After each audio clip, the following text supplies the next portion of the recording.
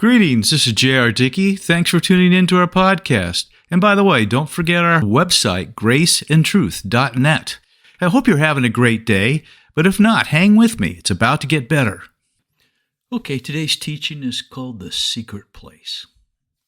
Now, there are three teachings together that form one of the pillars of Christ's message, like a threefold cord.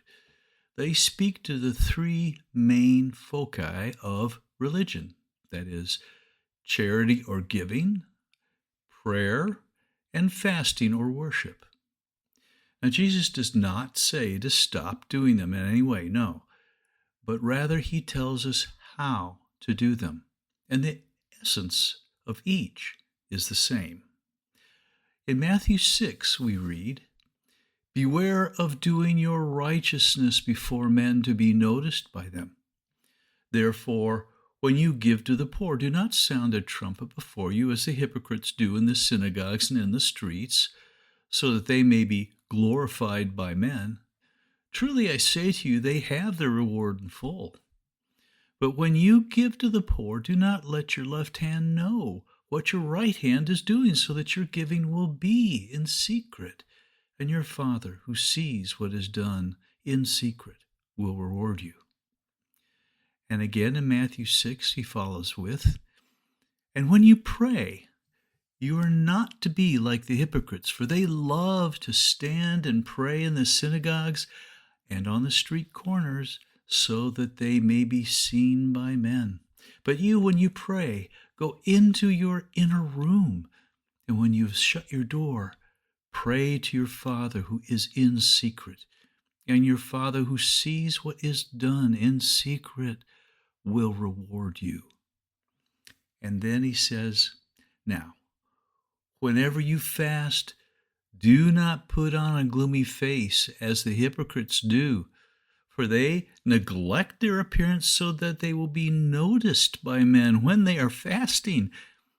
Truly I say to you, they have their reward in full. But you, when you fast, anoint your head and wash your face, so that your fasting will not be noticed by men, but by your Father who is in secret. And your Father who sees what is done in secret will reward you."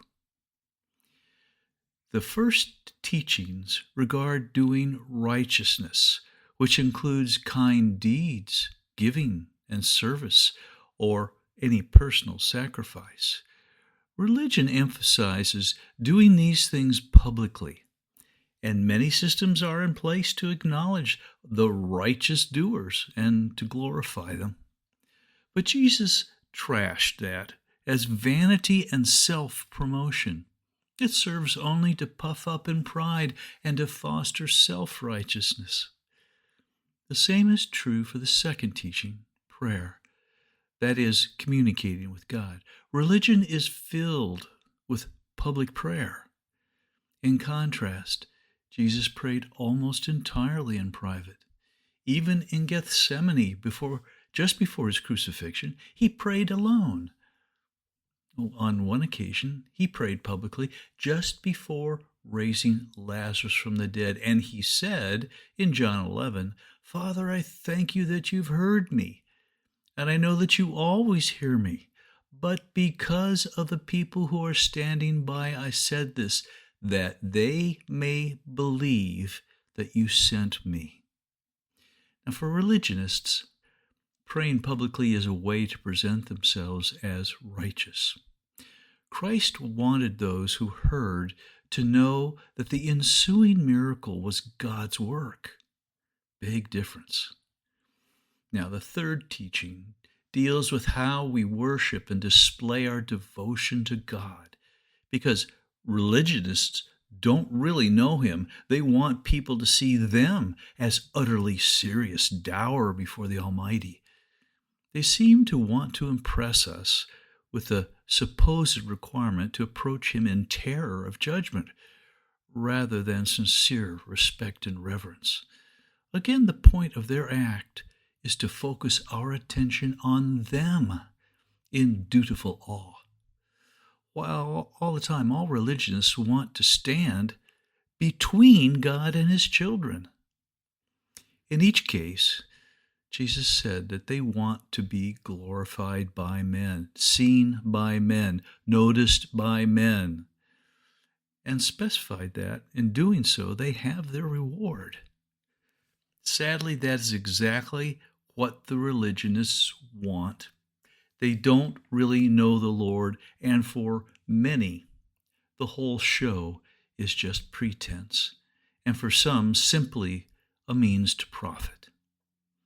But the way Jesus told us to do all these things was with a sincere, that is, honest focus upon our Father in heaven. When our love for Him takes us into the secret place of His presence, we do these things in such a way that we know we have an audience of one. And Christ said that if such is the case, God, who sees what is done in secret, will reward you. Now, is your relationship with Him real? Really real?